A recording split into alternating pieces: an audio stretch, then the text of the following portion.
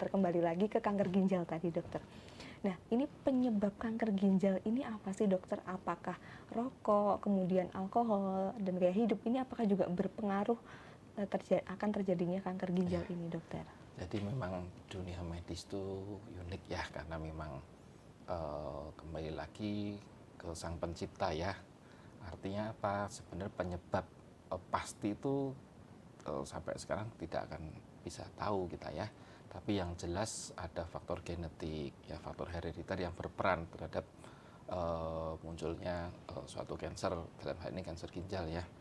Kemudian ada beberapa faktor risiko, kalau kita sebutnya adalah faktor risiko, karena itu belum tentu hal ini pasti menyebabkan timbulnya penyakit kanker ya.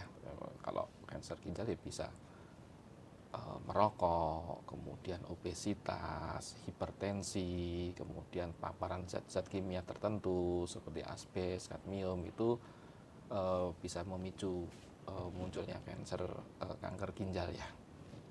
Kemudian yang berpengaruh juga adalah faktor herediter atau keturunan, yang katanya nih kalau dari ada orang tua atau saudara kandungnya ada riwayat kanker ginjal, memang rawan untuk diturunkan ya. Makanya almarhum Vidi kayaknya beliau punya pendapat ya, punya keyakinan ya, bahwa beliau belum pengen punya keturunan karena khawatir diturunkan juga ke anaknya ya.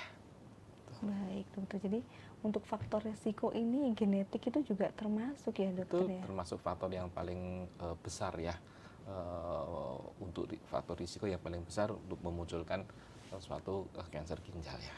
Baik, Ginjal. tapi untuk penyebab ini kita tidak pernah tahu ya dok. Betul, ya untuk ya, penyebabnya. soalnya kita kalau sampaikan, loh seperti mungkin almarhum katanya tidak merokok. Betul. Ya, kemudian tidak kalau obesitas juga ya, itu juga nggak